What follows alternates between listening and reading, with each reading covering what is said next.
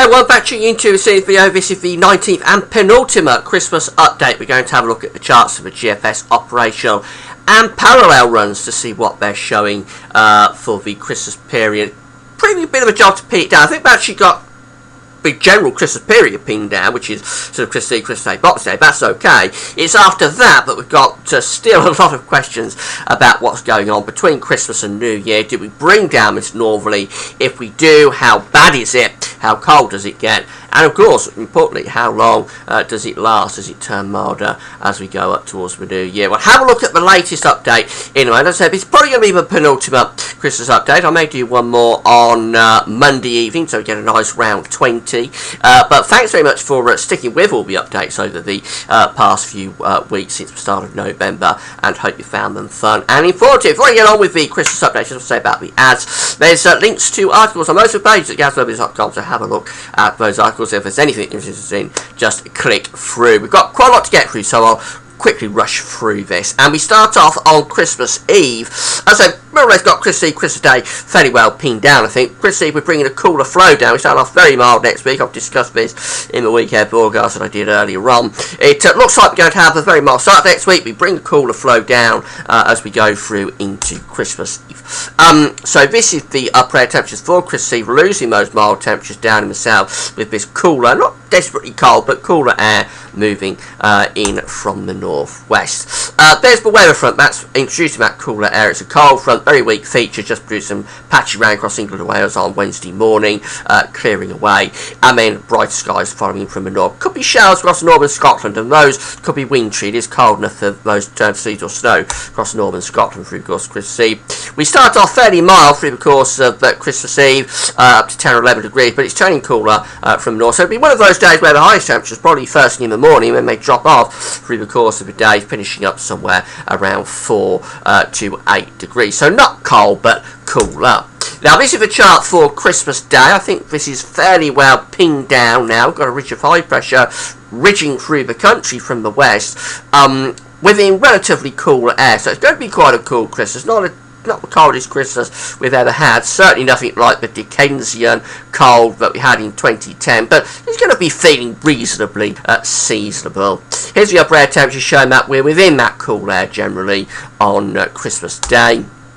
Lots of dry weather through the course of Christmas Day. Looks like a very nice day, actually. Plenty of sunshine. Showers mainly restricted to the northern and eastern coast. If you want a little bet on where there may be a white Christmas, perhaps Aberdeen has the best chance. But generally, you can see from that lots and lots of dry weather on Christmas Day. Plenty of sunshine and a really nice day. We start off cold, so there could be frost on the grass and maybe on some roofs as you open your presents first thing on Christmas morning. There is very likely to be quite a hard frost for Scotland, but elsewhere it's not as hard. But I think there will be plenty of white around first thing on Christmas morning, so feeling and looking quite pretty. As we go through the day, the temperatures will be around 5 or 6 degrees at best, so generally quite cool. Those are near normal, really, but certainly feeling cooler compared to what we've been used to. And then on Christmas night it turns quite cold again. There'll be a fairly widespread frost in the early hours of Boxing Day, with temperatures going down, maybe lower than first thing in the morning on Christmas Day. So generally quite a lot of settled weather, mainly sunny, but chilly is the idea for Christmas Day, with a risk of frost early and late. And then beyond that, we've got all these questions. We bring this low pressure through on Boxing Day, and it's as that low pressure clears that we may open the floodgates to that northerly wind. So for Boxing Day, we bring warmer air in, or certainly milder air, with that area of low pressure. The upper air temperatures are lifting up, though notice still quite cold for Scotland on the northern side of that low pressure. A lot of rain as well comes in through the course of Boxing Day, so after a dry frosty start it quickly turns wet across many parts of the country and windy down in the south. Temperatures are going to be quite cold, really quite chilly day by the look of it, around 4 or 5 degrees for most of us. It does turn milder out in the far west and southwest. Cold for Scotland, and as on the northern edge of that low pressure, there is the potential for snow across parts of Scotland. And then moving through into Saturday the 27th, that low pressure exits away and we open the floodgates to that northerly wind, so that's when we could get that push of colder air coming through. The upper air temperature show we're within the cold air on Saturday the 27th. quite a bit of precipitation around as well. Much of that will be sleet or snow, especially in the north and the east of the country. Probably not too much down in the south, but can't guarantee it. Cold day, temperatures barely above freezing for much of northern England and Scotland. To freeze 4s and 5s across England and Wales. It takes a little while for that the coldest of the air to dig down into the south. That's why it's generally never as cold in the south from the north as it is from the east. Going out beyond Christmas to 28th, we cut off that northerly supply on the 28th. We build this ridge in. That's within cold air, so a lot of chilly weather with that. It will be cold, hard frost early and late, and maybe still some snow showers in the north and the east. To Monday the 29th, that high pressure starts to collapse with milder air rolling around the top. So as we get through to Tuesday the 30th, we're back within a southwesterly flow. So that cold snap doesn't last very long, only really for Saturday 27th, Sunday 28th. By the time we get through to New Year, it is turning milder from the west and the southwest. This is the chart for New Year's Day.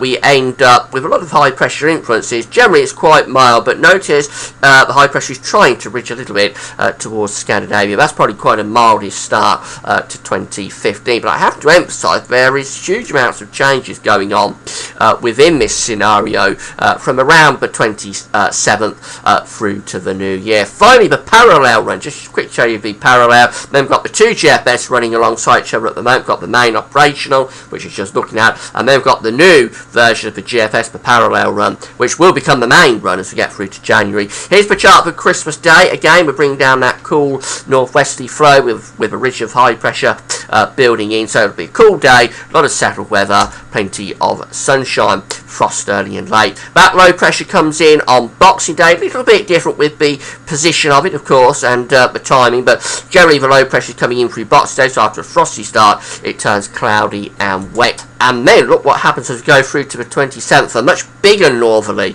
on the parallel. That really is a major northerly blast coming down across the country, severe gales with that, a major storm system off the east coast of Scotland.